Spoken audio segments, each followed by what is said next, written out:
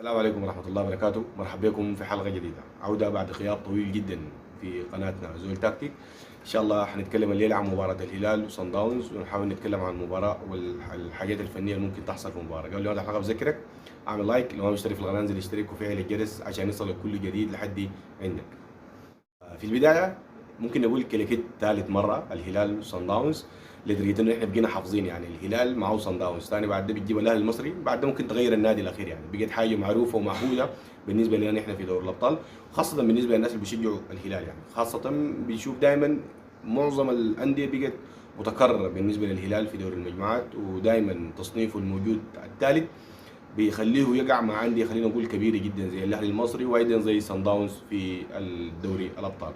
لكن السنة دي مختلفة عن السنة السابقة، زي ما كل الناس شافت الغصن الكبروني بديل للمريخ، لكن نفس الأندية ونفس التسلسل بتاع المباريات هتلعبها أول مباراة خارج ملعبك، وثاني مباراة من غير جمهور هتلعبها في استاد الهلال الساعة 3 عصر، يعني كأنه الزمن بيعيد ويكرر نفسه بنفس الطريقة. فالشكل المرة دي مختلف بالنسبة للهلال، مدرب مختلف بالنسبة للهلال، لعيبة وانتدابات كانت متميزة جدا. لأول مرة بنشوف إنه الهلال عنده أسامي متميزة بتقدر تخلق شكل مختلف عن الهلال في السنوات الأخيرة.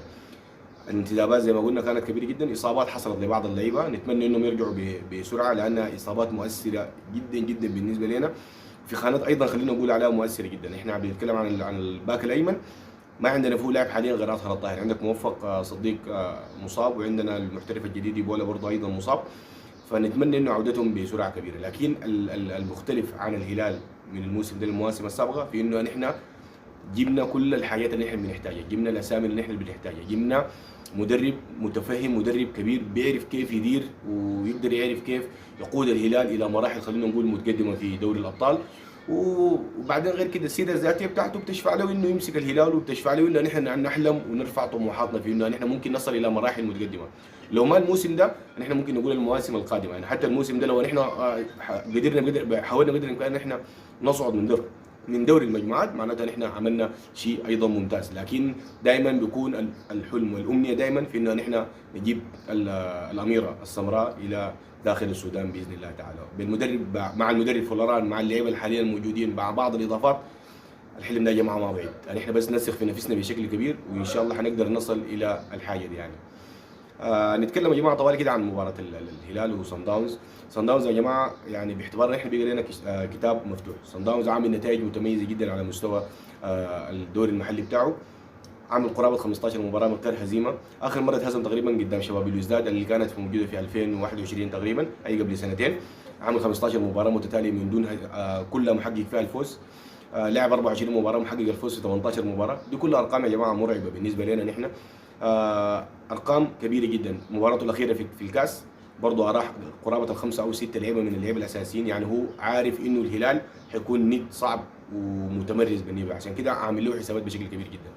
زي ما قلنا صن داونز يا جماعه بالنسبه لنا بقى كتاب مفتوح. صن داونز طريقه لعبه واسلوبه ما بيتغير، لانهم دي من الانديه اللي بيكون عندها خلينا نقول جينات وراثيه في انه انا مهما المدربين اتغيروا واللعيبه اتغيروا، لكن لا انا عندي حاجه معينه او عندنا جينات وراثيه معينه بتكون موجوده في كل الناس اللي بيجوا وبيكونوا ضمن الفريق مثلا صن داونز، فالحاجه دي موجوده. صن داونز من الانديه يا جماعه زي ما قلنا ملعب بتعتمد اعتماد كبير جدا على الضغط العالي في خط المنتصف، بتحاول بقدر الامكان انها تقفل مناطق الخطوره بتاعتك انت. نحن منافذ الخطوره بتاعتنا بنتكلم عن الاطراف، وايضا بنتكلم عن منطقه صناعه اللعب، دي هي منافذ الخطوره بالنسبه لنادي الهلال، ومكابي ولامين جارجو هم المفاتيح بالنسبه للهلال. فصن داونز حيلعب على الحته دي، حيلعب على انه يعمل ضغط عالي على لولوبو وايضا على لامين جارجو في انهم ما يقدر يخلقوا فرص وما يقدر يصلوا الى مناطقهم، فده اسلوب بيتبعه دايما صن داونز بشكل كبير جدا. الحاجه دي نحن عشان نقدر نتداركها خلينا نقول، لانه او نقدر نلعب قصادها صن داونز زي ما قلنا بيعتمد اعتماد كبير جدا على الكثافه في خط المنتصف، وانه يعمل عمليه ضغط عالي بشكل كبير جدا، وايضا بيستغل الفراغات اللي بتكون دائما موجوده في خط الدفاع وايضا في منطقه الارتكاز. فعشان كده يا جماعه نحن لازم تكون خطوطنا كلها قريبه من بعض. فلوران من المدربين الاذكياء جدا، بيعرف يتعامل مع كل مباراه على حده، بيعرف يتعامل مع المجريات بتاعت المباراه، زي ما بنقول برضه بيعرف يتعامل لحظيا مع المباراه ومع شكل الفريق. يعني لو شاف انه مثلا الفريق مضغوط في حته معينه بيعرف كيف يحل المشكله دي، فدائما ذكي جدا في قراءه المباريات. فعشان كده احنا بنقول انه بيعرف انه يتعامل مع المباراه دي بالشكل الافضل والاحسن. نتمنى زي ما قلنا انه فلوران يتعامل مع المباراه بشكل احسن.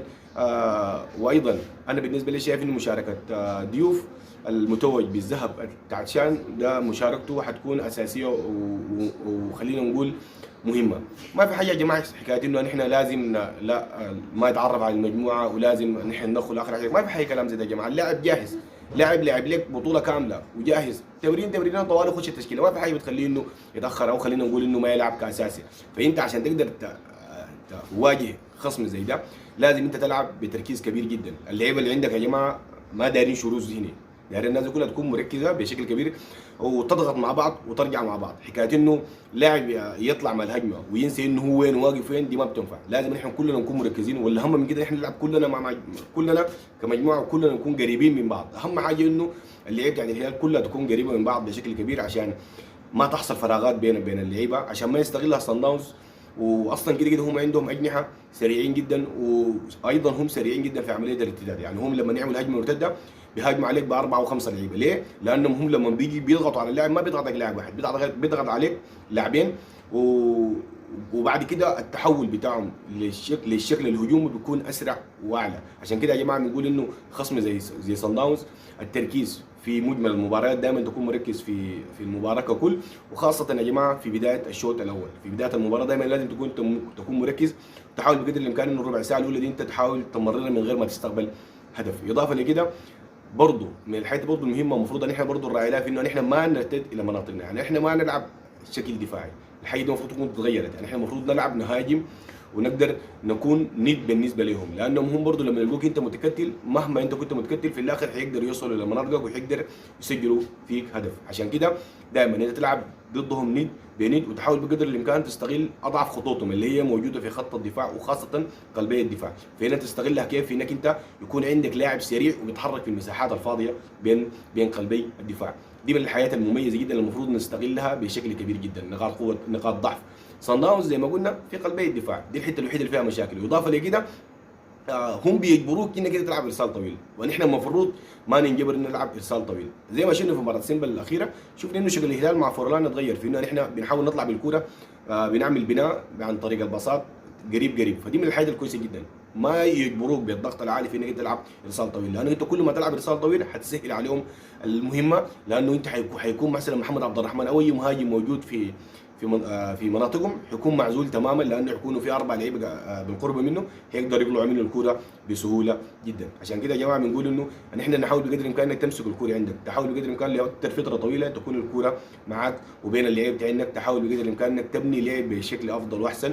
والتحركات ايضا الموجوده والمهاره الكبيره جدا الموجوده عند لامين جارجو وايضا موجوده عند لولوبو، ده نحن ممكن نستفيد منها استفاده كبيره جدا. فعشان كده نتمنى التوفيق، ونتمنى اهم حاجه وافضل حاجه يا جماعه، ونتمنى انه اللعيبه تكون مركزه بشكل كبير جدا وتحاول بقدر الامكان ما تطلع من جو المباراه. اكيد حيكون عندنا حكم سيء موجود في مباراه زي دي، لانه زي ما نحن متعودين دائما افريقيا هي كده، افريقيا دائما بقدر الامكان بيكون عندك حكام بيضغطوا عليك، دائما بيقفوا مع صاحب الارض والجمهور. فنحن نتمنى انه نحن لعيبتنا ما تستفز من الحكم وتكون هي بعيده، وتحاول بقدر الامكان لو نحن عندنا مباراه مهمه ايضا ما ننسى انه نحن عندنا مباراه مهمه جدا امام الاهلي المصري هنا في ملعبنا، فالنتيجه ممكن تعكس على المباراه دي.